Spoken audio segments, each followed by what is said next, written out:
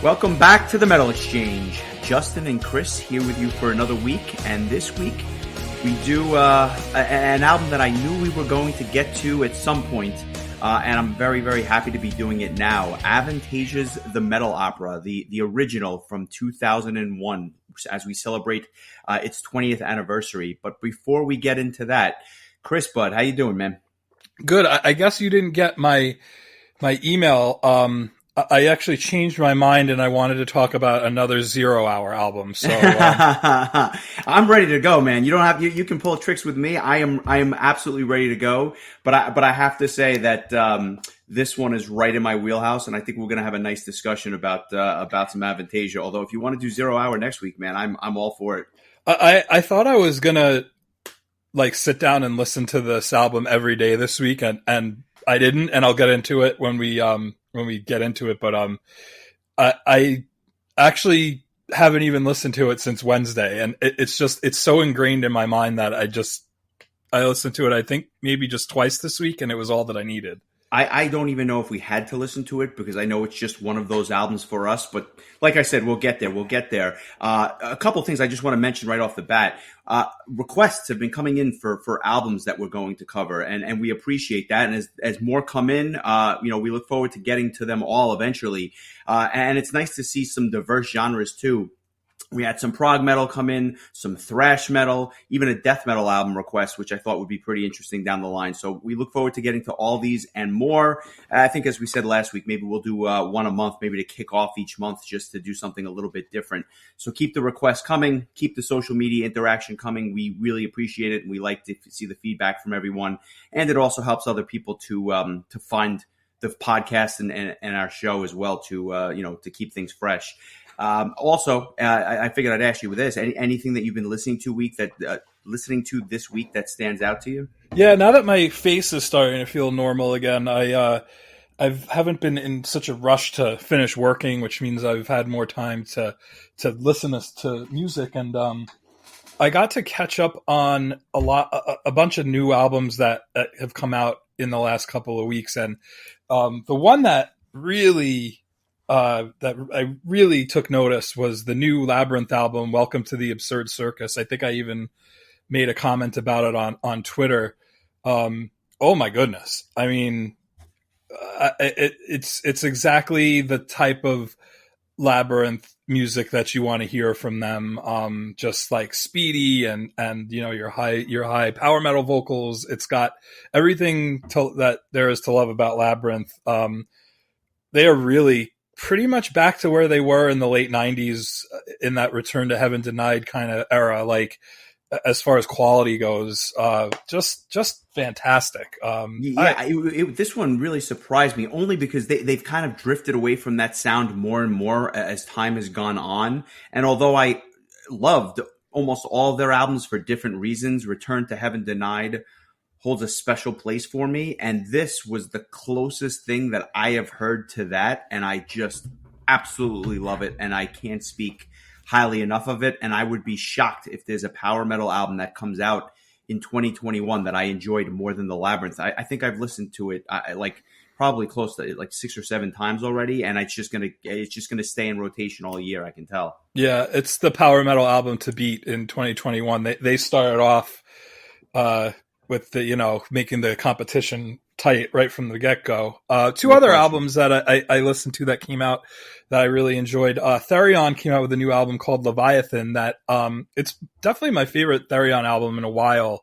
I feel like they kind of got back to the meat and potatoes of what they're good at, and it's making a focused, a shorter effort. The last album was 3 discs long. It was very I think I used the word masturbatory. It made The Astonishing look like a Green Day album. And the album before that was all in French, and I never really got into it too much. But I really enjoyed this. There's guest spots on it by Marco, sadly, formerly from Nightwish.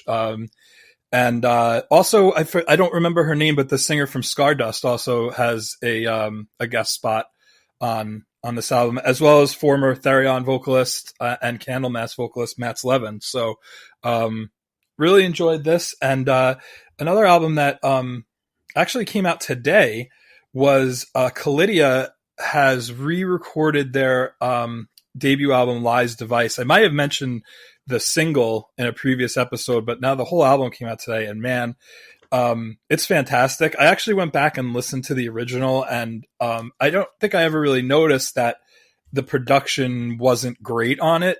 And maybe it's just a matter of comparison with this new production, how strong it is. But the quality of the music is just fantastic. I actually like it better than their sophomore release. I highly recommend this. It's just really good, just Italian power metal.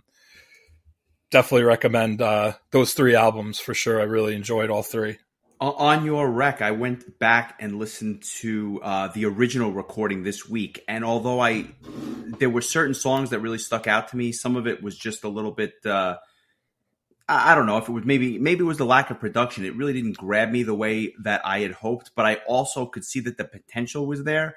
So I definitely want to hear the new one to compare. I just think that with a little bit more budget behind it and a little bit better production, I could see the songs pop a little bit more. So I'm going to go back and listen to that as well. So some good stuff there. Just a couple things that I wanted to mention as well. Vola, the Danish progressive metal band, came out with a new single called Straight Lines. It premiered, I think, yesterday. If you're a fan of that more modern progressive metal sound, highly, highly recommended. I thoroughly enjoyed that song. And another song that came out yesterday as well was the new Sweet Oblivion song called Strong Pressure. And for those that aren't familiar with Sweet Oblivion, it's basically the best stuff that Jeff Tate has done basically since early 90s Queensryche. That's how good this stuff was.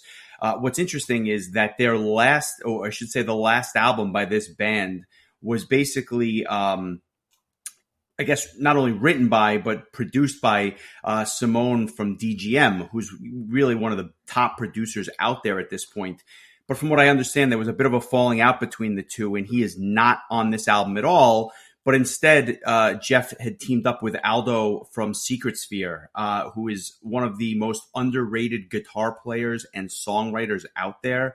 And if this single is any indication, we have a lot to look forward to from the new Sweet Oblivion as well. Have you had a chance to listen to that? I know that we had talked briefly about the first one, off the air. I have not yet, but I do look forward to checking it out. Yeah, it's good stuff. I mean, it's pretty straightforward, but it's nice to hear Jeff Tate with some really good songwriting behind him. Yeah, actually, I should point out that he's done guest spots on the last couple of Avantasia albums, and I've also heard a lot of people that said that I believe he took Michael Kisk's place on their tour when Kisk was going out with Halloween, and they said that it was some of the best work he had done in a while. So it sounds like he's kind of having like a renaissance.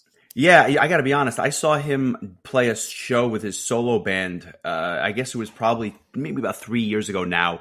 And they did all of Operation Mindcrime, which is one of my absolute all-time favorite Desert Island discs. I never get tired of that album. And he sounded awesome and he was hitting some of those notes that I just never thought he would get back to.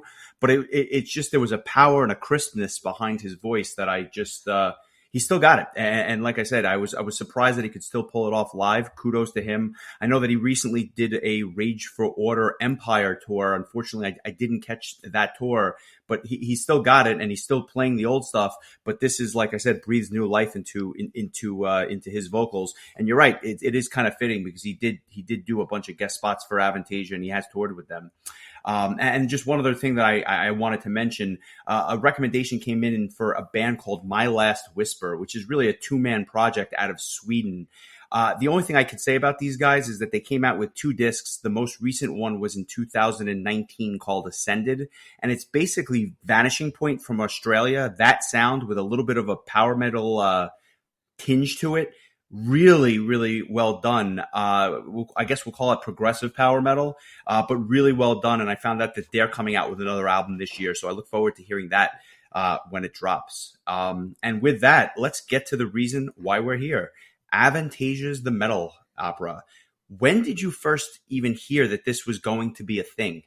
Oh my God. I can literally in my mind, like, see where I was sitting, where I was when I found out about it. I was in my dorm room my freshman year of college, and it I can't remember if it came out through Ed Guy's website at the time, but I just remember, um, you know, Tobias Sammet, lead singer and founding member of Ed Guy, was working on this metal opera. I mean, it's what it ended up being called, but it was a rock opera with all of the best metal vocalists at the time, and up until that point, I would say that only Arion had really done anything akin to this.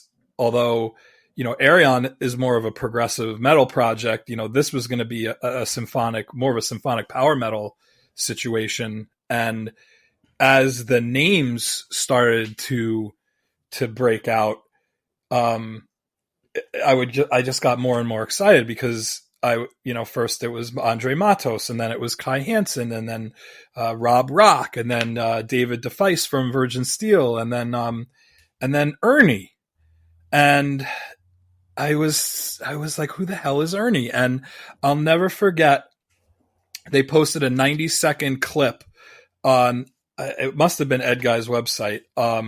And it was just a 90-second clip from Reach Out for the Light. And all they said was, check out this clip from our album that's coming out featuring the vocal stylings of Ernie.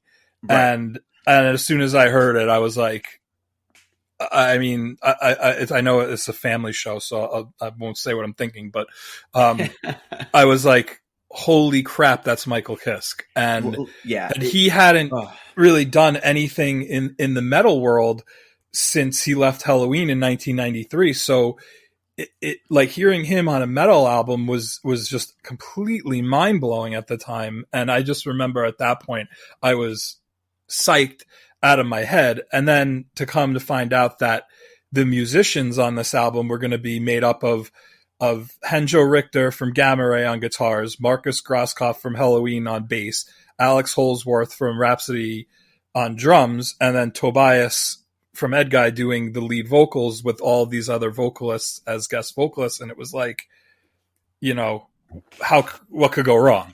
Yeah, I just want to set the stage because going back 20 years, I think that at this point I was at the height of my Ed Guy fandom. I was a huge fan of their stuff, based that late 90s Ed Guy, and they obviously changed their sound a little bit over the years, as we got to the later records. But this time period when they had just done Theater of Salvation, I was blown away by that album. And I thought that between that and Vainglory Opera, that was what power metal should sound like to me, or at least quote unquote modern power metal at the time. And when I heard that he was doing this album, and then, as you said, as the vocalists and the musicians started to be announced, the only thing that I could compare it to was the power metal answer to Into the Electric Castle by Arion, which is great, but it's just a different feel because of the genre. And, I think it bears noting a little bit more detail as to what Michael Kiske was and was not doing at the time. As fans, I think we knew obviously that he had done, those classic Halloween albums. It was the greatest stuff that I had ever heard in terms of like power metal. And then, at the same time, he obviously had sung with Gamma Ray on a song, and there was obviously still a relationship with Kai Hansen there. But it was made clear in a number of interviews that he was 100% done with metal. He was doing his own solo stuff, which was more of like an AOR sound, or like almost like a contemporary rock feel to it. And it was great to hear him sing, but he wasn't singing songs like Reach Out for the Light at this juncture. So when Ernie is announced and it turns out he's going to be on an album that's ultimately called The Metal Opera, that was probably the most exciting thing that I could imagine. And I remember when they released that clip with him singing, and I said, this is what I've wanted ever since I heard, Future World. Like that it was great to hear him again. And I'll say this about Michael Kiske. Maybe it's because he didn't have the mileage that some of the other vocalists had on their vocal cords, But I remember thinking to myself, he hasn't missed a beat, and it had been 10 years since he laid down a track like this. Yeah, I always kind of chalked it up to, not having to live that tour life and just blow out his voice from just touring constantly and being, having to sing those high notes every single night. I imagine that if had he kept up that lifestyle, he might have sounded more like Kai Hansen by the time 2010 rolled around or whatever. So yeah, he still sounds great. It sounded like an 18-year-old, keeper one Michael Kiske, just like, and I remember getting the single, like, and I did not, rarely ever was I going to pay like $15 to import a single when I was 17 years old and barely had any money. But this was something where I definitely bought they released a single with the title track as well as Reach Out for the Light on it. And it was just like I just had to have 2 or 3 songs ahead of this coming out. Like I just had to be able to listen to it before it was released. Yeah, it's funny because I can't remember to this day being more excited for an album to come out than I was this one. And you think about now where everything is kind of announced in advance and you have an idea as to, what's coming 3 months out or 6 months out or a year out. I've never been so excited as I was for the announcement of and the subsequent clips for this album. The expectations were through the roof, and I was almost ready to be disappointed because, you've heard other announcements come out in the last 20 years and you say to yourself, oh, I think this is going to be phenomenal. And it just kind of falls short, maybe because you had such high expectations. For me, I think of Symphonia. That's the first thing that pops into my head. That, as I was giving the example, that's the example. That's just one of many that come to mind where I had such lofty expectations, and in some cases they fell a little short. And in Symphonia's case, it fell quite a bit short, if I'm being polite. But with this, it exceeded all expectations, even though my expectations were absolutely through the roof. And I haven't lost my love for this album in 20 years. I mean, I put it on. Not that I needed to listen to it. I could probably sing it for you. But I even today, it holds up so well. And it's just what I like my power metal to be.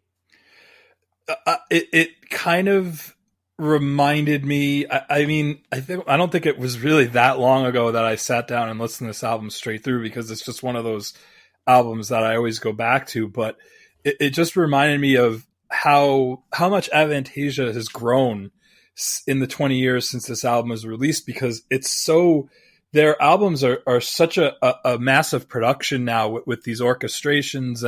And this is, to me, like a lot more just like straight up power metal to the point. I feel like Avantasia now is a lot more, maybe fancy would be the word, compared to this was a lot more just like, I don't know if raw is the right way to describe it. No, I was going to use the same. It's raw, well produced. It's one of the best sounding albums in the genre. Even to this day, I think it sounds perfect. But it's raw. It's lay down the drums, lay down the bass and guitars over it, and then have this all-star cast of singers sing over the top, and that's it. There was not much orchestration. Obviously parts of Farewell and stuff like that, which we'll get into, but there's just not as much orchestration behind it. And you can see even they have evolved over time. Just because, like I said, I mean, they've come out with albums regularly and they're all fantastic, but it's not quite the same style as it was, or not as raw as the Metal Opera was. Yeah, I think they're a lot more like bombastic nowadays. I mean, in a good way, not like in a for the sake of being bombastic. Like, it's just the production is just so incredible now. But honestly, like, I go back and I listen to the very first album, and to me, like, I don't feel like they've topped this album. As good as all of their albums are, I just feel like they just came out with a debut that was just like just unbelievable. Like the cast, the story, the songwriting, just like everything about it. It has one of the best ballads of all time. It has two of the best ballads of all time. Like all of the fast paced songs are unbelievable. It has an epic final song. It's, I mean, it's pretty much what I would consider the perfect power metal album. Yeah, I don't disagree with any of that. What I'll say is this, and before we get into the album itself, and we'll certainly get there. From what I understand, the way that Michael Kiske even got involved in this in the first place, just going back to that for a second, apparently Tobias Sammet just harassed the hell out of the guy, and until he basically just acquiesced and said, "I'll do it. Just don't use my name." And that's why the whole Ernie thing became a thing, because Kiske just said, "You know what? I just basically stop asking me to do it. I'll sing for you." And that's how he got involved. I'm not sure how he got involved with some of the other musicians on the disc, but I think it is worth noting, Oliver Hartman still tours with him and plays guitars at the live shows. Matos, rest in peace, had toured with him, over the years. And the band, if you will, is still intact. I believe Alex Holsworth has even played drums with them on tour, although not as of late. But it's just an amazing compilation of musicians that may have laid down like the perfect album. And let's talk about the album. It starts out with Prelude, which is really this like kind of like a use the word bombastic introduction, this grandiose introduction, and then they go into one of the best power metal songs of all time, Reach Out for the Light. Oh my God. I remember hearing what for me is kind of funny is that Reach Out for the Light, maybe not that song, but I mean, it may have been the second song I ever heard Michael Kiske sing live. I to this day have never seen him sing with Halloween, but I've seen him sing with Avantasia. And I just remember being so emotionally moved by seeing somebody that I wanted to see perform for over 15 years of my life, or however long it was, finally getting to see him perform, and then Jorn Land the same night also for the first time. But I think about hearing that song. That song to me is just, you talk about prelude, it just kind of almost lulls you into this false sense of security, and then Reach Out for the Light starts, and it's like, oh, we're just going to blow your socks right off with the song. It's just, and they didn't waste their time. They were just like, all right, let's get Kiske on the first main track. Let's get it going. And then it doesn't even there's no segue or a slower song. They go right into Serpents in Paradise, which is another just slapper of a song with David DeFeis from Virgin Steel, who provides these fantastic raspy kind of almost dark and evil vocals that are such a great dichotomy to Tobias. Just we're 13, 14 minutes into this album, and it's already incredible. Yeah, I'm going to stop you there only because I want to touch on a couple of things that you said. First of all, when you listen to Serpents in Paradise, and I don't know if this was done on purpose, I know that Arjen Lukinson definitely does what I'm about to say, but I think Tobias does as well on this record and subsequent records. Serpents in Paradise very much reminded me of a Virgin Steel song. When you listen to a song like Farewell, it very much reminds you of a Sharon Denadel-led Within Temptation song. And it's almost like he wrote the songs with the vocalists in mind and almost paying homage to their original bands. Did you catch that? Or maybe it's just me. I never really thought about it, but it completely checks out. It makes a lot of sense to me. Listen to Inside, and you have just the keyboards with Andre Matos's vocals on top, and it sounds like it came right off of Fireworks. Now that you mention it, I definitely was picking up when I was listening to The Tower that I was getting Stradivarius vibes from it, and then you have Timo Tolkki doing the voice of The Tower. Now that you mention it, that actually makes a hell of a lot of sense. And obviously songs like Reach Out for the Light sound like classic Halloween, or songs like Avantasia. And again, I don't know if it's just me reading into it because I hear the vocals, but what I'll say is this. I think that again, this is just my 2 cents, my uneducated opinion. I think the songs were written in the style, at least loosely, based on the bands that these singers came from, because it was too much of a coincidence for me. But I'll just tell you one other story because I think it's a nice segue because you talked about how this album just hit you right over the head from the start. Avantasia started touring in and around 2008, and never in my wildest dreams did I ever think I was going to get to see this band live unless I went to, one of these big festivals in Europe where the band was playing in front of 40 or 50 or 60,000 people. And I wanted to see them so badly that I was prepared to do that. But as the stars would align, and I don't even know how I found out about this, but Avantasia in 2013 got announced for a festival in Quebec City, Canada. And I decided, well, that's only 12 hours by car. I have to go see this show. So a buddy of mine and I, a listener of the show actually, shout out to Pat if you're listening.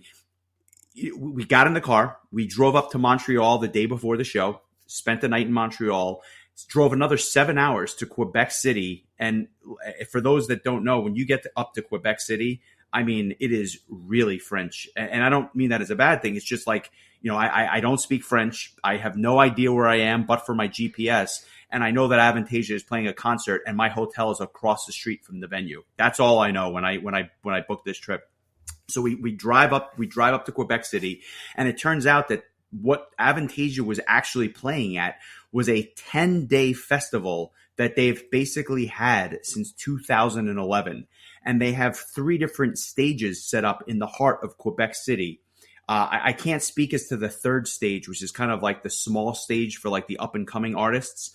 But I can tell you that the big stage is for bands like Elton John, Def Leppard, the Rolling Stones, Lady Gaga. I mean, like the biggest acts in the world play the main stage at this festival. And I think that it holds like 150,000 people at its capacity. If I'm not mistaken, the indoor venue, which is like the smallest of the 3, holds about 1,000. So like you can see that this is like, they got a lot of music artists playing over this 10-day period. Avantasia happened to be playing at the, we'll call it the middle stage at this festival. And it turns out that when we get up there, we wait outside the venue for us to get let in because we had every intention of going up front because I figured I would never have the opportunity to see this ever again. And as luck would have it, the entire band was like walking by, and I got to meet all of these guys before the show, which was like a highlight for me because I never thought I'd get to meet people like Michael Kiske or even really just about anybody in the band who I hadn't met at that point. And personally, I was a little bit concerned just because I thought like I had heard rumors of certain individuals not being like the greatest guys. I was blown away at how absolutely awesome these guys were. Eric Martin, nicest guy in the world. Oliver Hartman couldn't have been nicer. It was just one after the other. They were all like just so cool. And then here I am finally getting to meet like my idol, Michael Kiske, and he was like the nicest guy in the world. So much so that he actually put on his like website the next day how people had driven 12 hours just to go see Avantasia in Canada in front of 5,000 people. I was a little inebriated the night before and was like half sure I was going to get up the next morning, get in the car and drive to Montreal with my friend Amy and see that and not even tell you, just show up. And yeah. And then which would have been funny because the show was in Quebec City. So you would have actually, if you were really that drunk, you probably would have gone to the wrong city, but I kid. That show was one of the most ridiculous things I've ever seen. And when you turned around and you just saw this sea of people rocking out to Avantasia, and just another note, Tobias Sammet was actually quite sick the day of the show. So a lot of his lead vocal spots he didn't do. And Michael Kiske, as luck would have it, as a huge Kiske fan, filled in and did a lot of the lead vocals that night that Tobias would normally do. So it was like, here I am seeing him for the first time, and he's even singing songs that he typically didn't sing live. It was It was, if it wasn't the best show I've ever seen, it was in the top three. That's how great that concert was, and we've been to hundreds and hundreds of shows both before this and after this. That's yeah. I had regrets about not going to that show until our friend Milton, who chose our album last week, helped promote their first show in the U.S. Or was it their first? Did they play the I show think in they had done a California show in before it? California, but it was one of their. It was basically their U.S. tour. A couple of years after I had seen them up in Quebec. Yeah. And just a little sidetrack on that. I remember thinking that one of my friends' weddings was going to be the same night as this concert, and I was like, "Oh, you got to be kidding me!" And I'll never forget when Milton told me that they had changed it from Saturday to Friday night, and the wedding was only like an hour and a half from New York City where the concert was. So it all just kind of worked out really well, and I got to see Avantasia, and then go see my friend get married the next day, and it was one hell of a weekend. I'll say I remember that show well, and I would put that up there in the top three as well. And I don't say that lightly. If you've never seen Avantasia, go out of your way to see what can only be described as like the greatest production you'll ever see. Yeah, and honestly, obviously nobody's going to any shows right now. There are some really good, like full concert recordings on YouTube that you can find from, Pro Shot from Vakken or off of their DVD that they released. I think there's at least a couple of Pro Shot full shows from Vakken that you can find with different guest vocalists. I know there's one with Kai Hansen, and there's one with Michael Kiske. So I know the DVD has Andre Matos on it. So yeah, definitely worth going out of your way and just checking out. I'm sure we'll post at least one or two live either full concerts or live tracks throughout the week. But since and plus they don't tour really super often either, because you have to get a lot of people's schedules lined up, and you're talking about Jorn Land and Michael Kiske and all these guys that have other bands that they're in. So definitely just check out anything you can find online. It's really cool seeing different vocalists sing different songs, and I don't think Sharon from Within Temptation has ever been able to play with Avantasia, so you get to see people like Amanda Somerville and whoever else that happens to be doing those parts. It's just Adrian really cool. Cowan is with them. I mean, they've had just vocalists from all walks of life, fill in very admirably and just do a phenomenal job on these songs and the rest of the catalog. I think just getting back to the album for a second, you listen to track 5, like Breaking Away, another track that just stays in your head for days because it's so melodic and so powerful. And then you get to Farewell, which is the 6th track. Maybe one of my favorite songs of all time. Yeah, I mean, just a fantastic. It's a duet between Sharon Den Adel from Within Temptation and Tobias Sammet, with Michael Kiske also providing vocals as well. It's just, oh my god, it's just such a beautiful song. Even more so performed live. Breaking Away right before it. I love that little like drum part that leads into the song. It just gets you going. That's another really fast paced, really great song. Another Kiske showcase. But yeah, Farewell is such a beautiful. I love the Michael Kiske singing the high parts towards the end of the song. I have goosebumps just thinking about it. Yeah, it's such an excellent song, and that's why when I was saying before one of the best ballads, and then I corrected myself, the 2 best ballads, between Farewell and Inside, those 2 ballads right there, it doesn't feel like filler, which sometimes ballady songs can feel like on an album where all the other songs are like really fast paced rockin' songs. I mean, they kind of slow things down right where in a place where they need to be. I mean, the placement is perfect. can't say anything that hasn't already been said. It's just a really beautiful song. Yeah, and then it goes right into, I think, low key, one of the most underrated songs in the entire Avantasia catalog, which is "The Glory of Rome." I think the vocals on this particular track, it doesn't get the love that some of the other songs do, and it's certainly a song that they haven't played live, but it's low key one of my favorite Avantasia songs. Just the dichotomy between Hartman's vocals and Rob Rock's vocals.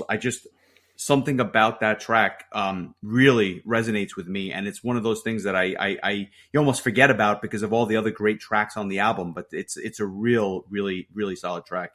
Yeah, couldn't agree more. I think it's always been one of my favorite songs on the album, without a doubt.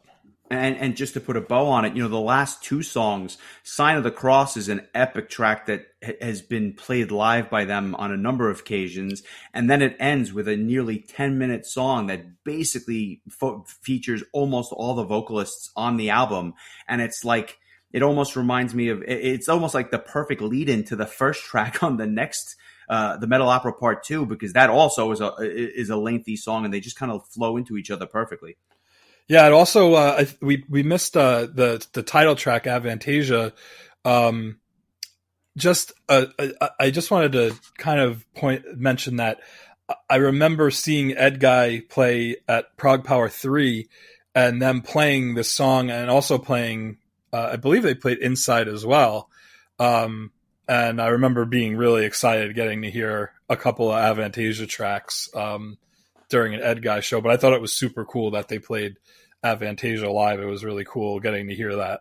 Yeah, I don't know that I was expecting that when they did it, but I remember, like, I couldn't believe that I was hearing this music live, because at the time, Avantasia as a touring band, it wasn't a thing. It wasn't on anybody's radar, and they wouldn't tour for another 6 years after this. So to hear those songs live was awesome. And honestly, they became staples in Ed Guy's set for years. But I actually want to bring that up later. But before I do, what is your track of the week?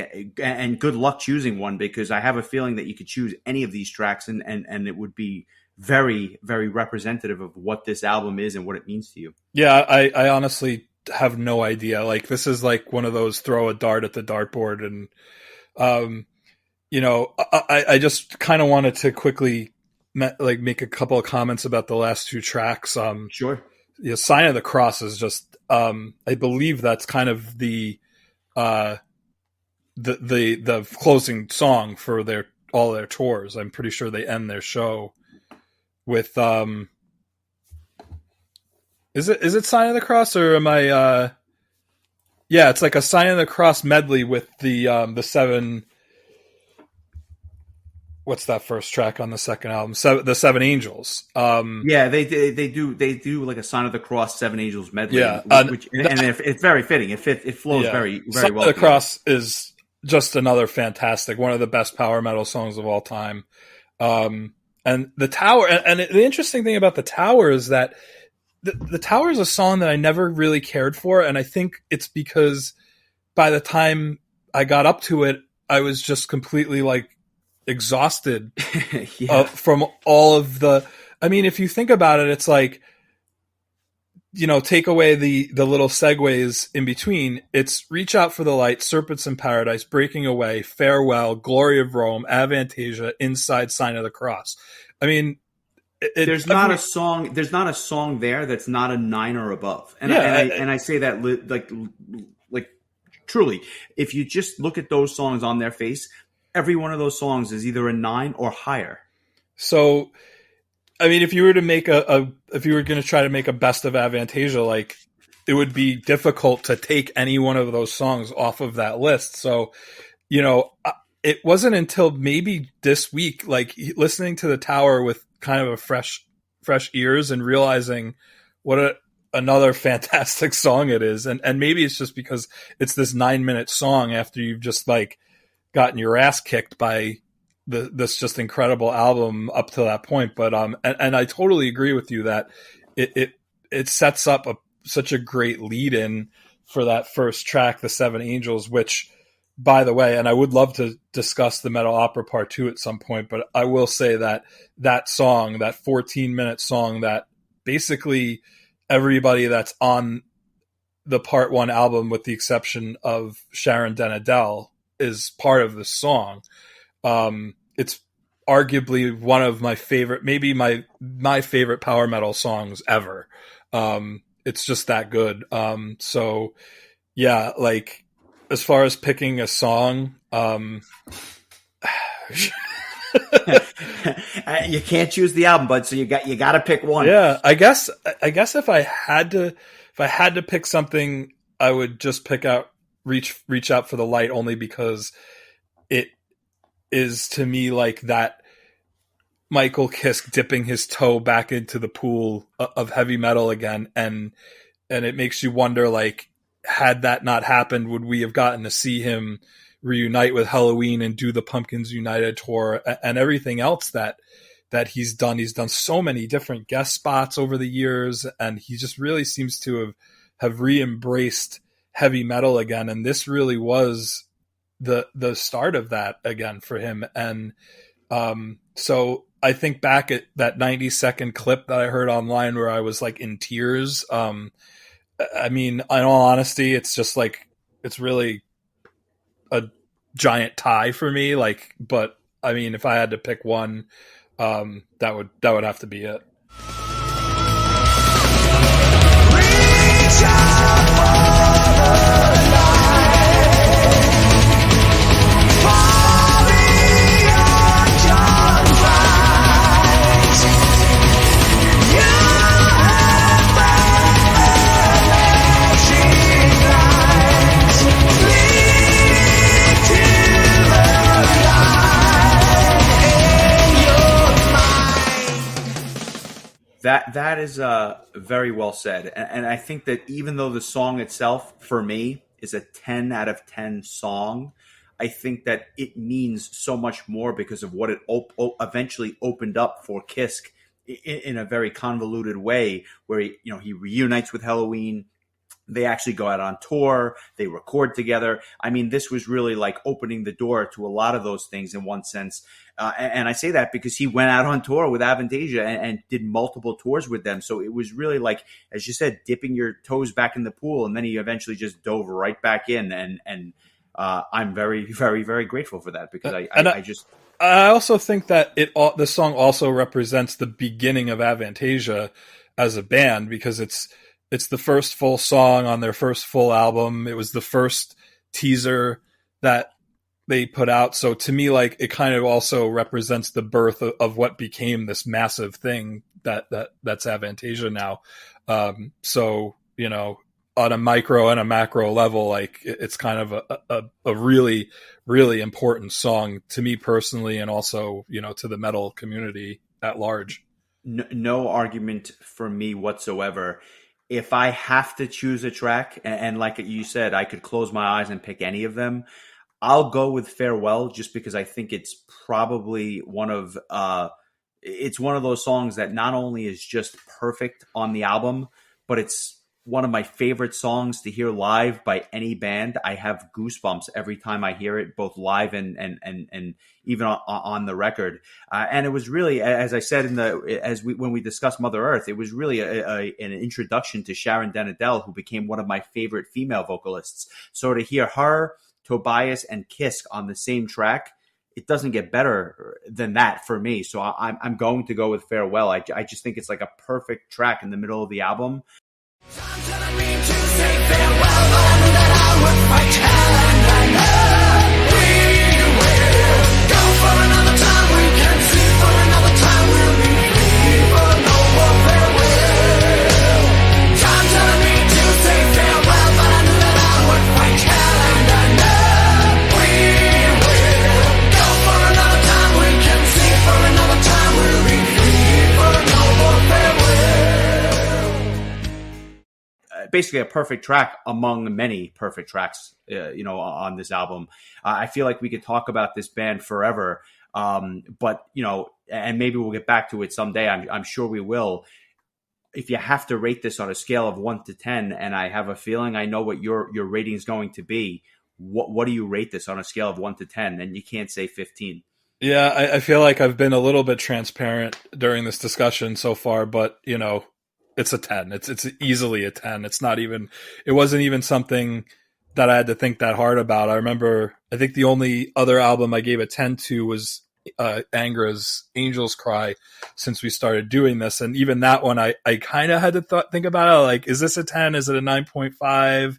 This I didn't even have to think about, especially after re-listening to it this week and just realizing that like there isn't, you know, you hear somebody say there isn't a bad song on this album. There isn't a good song on this album because Right. every song is great. Like every song is a 9 or a 10.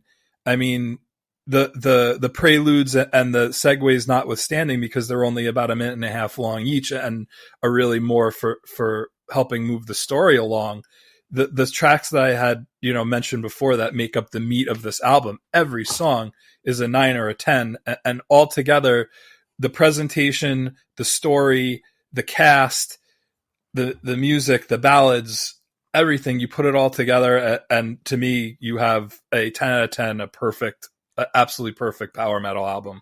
I'll tell you, I had a bit of an epiphany this week when I was listening to this. I was just thinking about all the albums that I listen to each day, each week, each month, each year, and all the albums that I've listened to over the course of the last 25 years, right? And I started saying to myself, there's a lot of albums that I listen to, and almost like a completist. Once I start something, I just want to hear the whole album. And then, you know, I'll either like it or maybe I won't like it as much. But what I realized after listening to this is that, like, I'm almost wasting my time with certain stuff. And obviously we talk about a lot of albums that we like each and every week, you know, as we begin the show. But I thought about all the time that I've quote unquote wasted listening to stuff that's just not as good as well, certainly as this, but as other things.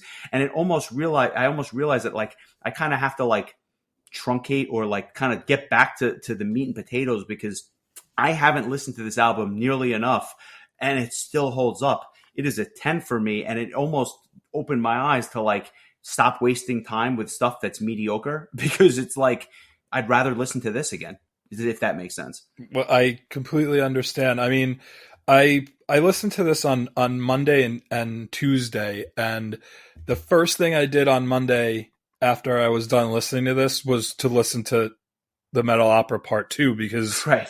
I just couldn't. I was like, you know, I'm on a roll, and it's the you know, the second act of the story, so it was just, it goes hand in hand. I had to listen to it, but you know, as the week went on, you know, last week I listened to 0 Hours Towers of Avarice every single day, just really trying to get that album, like just really get it into my head. With this, it was just like I would, on Wednesday, Thursday, Friday, I thought about listening to this, and it was almost like the whole album is downloaded into my mind and it's already there. And it was almost like I don't even need to listen to this again, because it's just such a part of me that it's just, I just didn't have to. It was twice was more than enough to just remind me how just absolutely wonderful this is. Like, it's, I mean, I could sit here for another hour and just talk about how much I love this album, but you know, it's just, and I do believe it has the distinction of being the first album we've both given a 10 to. So Yeah, there's that as well. this is, I mean, that I think speaks volumes, and you know, it's just, it's great. And I think we'll just put a bow on it there. It is a fantastic album. And you know, I don't see this ever getting old for me. I'll leave it there. But with that, I think that's a nice segue into where we're going next week. And I know it's my choice to pick something. You know, as we sit here and record this on February 5th, we're going to release it next week. There's an album that just celebrated an anniversary. And I want to be clear, we don't always just do anniversary albums, but this particular album celebrated an anniversary. And I thought it was particularly fitting because it's an album that, I'll say this. It is not my favorite album by this band. It may not be my 7th or 8th favorite album by this band, but to say that it wasn't a iconic album for its time would be an understatement. And it's also the oldest album that we will be covering, and that's going back 40 years to February 2nd, 1981. Iron Maiden released its Killers album with Paul Di'Anno on vocals, their second full-length release, and that's what we're going to be talking about next week.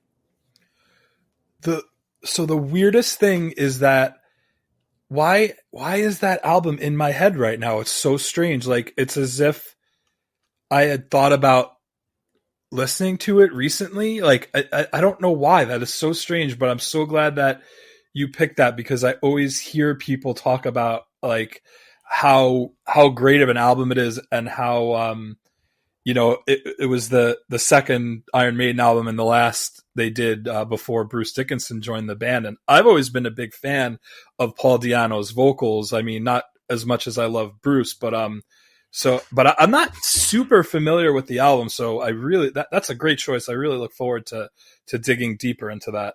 Yeah, there's some. I think it's interesting because I am quite familiar with the album, although it's been a long time. Although there's certain tracks that I haven't heard in many, many years.